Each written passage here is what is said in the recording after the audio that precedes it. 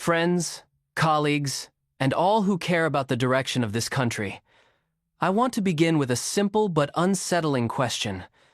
What happens when the bold promises of a political leader collide with the grinding, unforgiving logic of a global system in crisis? That collision is where Donald Trump's presidency now stands, and it is exactly why his project is in serious trouble. When Trump first entered office, he marketed himself as the deal-maker who would bring jobs back, revive industry, and restore America's greatness. It was a powerful narrative. Ordinary working families would finally be prioritized over elites and big corporations. But marketing rhetoric does not transform the deeper contradictions embedded in capitalism, and those contradictions are now pulling the rug from under his presidency. At the core lies a collapse of trust. Trump's initial appeal hinged on casting himself as an outsider, the disruptor who would speak for those left behind. He promised that factories would hum again, that healthcare costs would fall under a new plan, that infrastructure would be rebuilt with record investment. But what followed was a familiar script, rhetoric colliding with structural inertia, institutional constraints, and class power. Promises evaporated. Broken promises breed more than betrayal, they erode legitimacy. Citizens carry those promises like moral debts, and when they see no follow-through, the contract between the governed and those who govern frays. Trump claimed he was different, not a politician, but a businessman who would deliver. That worked to galvanize loyalty, and yet raised the cost of failure. When wage stagnation continued, jobs remained insecure, and wealth concentrated further upward, the foundation of his appeal began to crack. Recall the small manufacturing town in the Midwest that believed tariffs or America First policy could revive its factory. Imagine the rural family that expected a better health plan.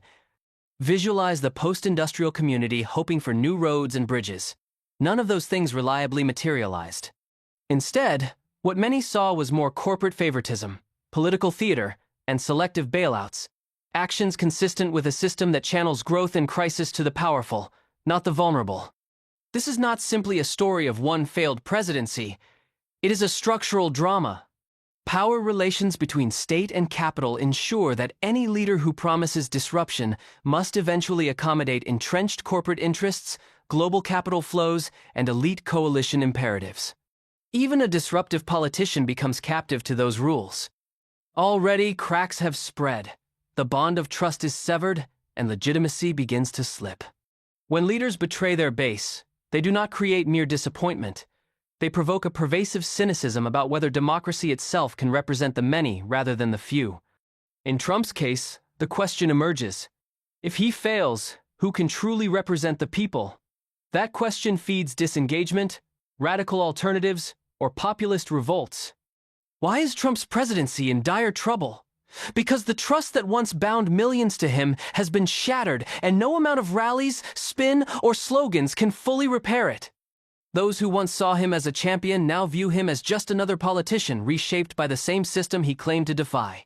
That unraveling of legitimacy is the deeper engine of this crisis. When we examine the deeper political economy, Trump's unraveling reveals a confrontation with capitalism's structural contradictions. Global capital is ever seeking cheaper labor, tax havens, and regulatory arbitrage. You cannot force jobs home in a world where capital flees jurisdictional constraints. You cannot rebuild infrastructure by cutting taxes on the wealthy and corporations. You cannot end forever wars while fueling military budgets tied to defense industries. These contradictions are not bugs, they are features of a system that privileges profit above social welfare. We must frame this as a legitimation crisis, a concept rooted in Habermas's and the late capitalist tradition. When institutions lose the belief that they fulfill their purpose, legitimacy erodes even where formal authority remains. In democratic capitalism, the modern state is caught in a double bind. It must promote accumulation. That is to say, creating conditions for capital to prosper while also maintaining democratic legitimacy through responsiveness. This is a tension modern theorists like Offa and others articulate as the functional antagonism between accumulation and legitimation. From Wolfgang Streeck comes a further warning. As the zone of distributive conflict shifts from industrial wages to public spending, credit, and international finance, democratic control weakens. As economic decisions become insulated from popular will, Trump's project collides with just that. He cannot fully control debt markets, monetary policy, global supply chains, or the power of capital overseas. In that vacuum of control, elites deepen their hold. Corporate lobbying, campaign finance, and PACs capture policy levers. Short-term profit imperatives dominate public investment decisions. The presidency, once a site of hope for structural change, becomes the manager of inequality constrained and co-opted. The erosion of trust under such conditions is not a personal failure but a systemic signal. When rhetoric and real-world performance diverge irreparably, legitimacy collapses. In modern democracies, money, identity, and information form a triad that shapes electoral politics and legitimacy. Recent scholarship argues that financial resources magnify elite influence, identity appeals deepen polarization, and information technologies amplify both, undermining substantive governance.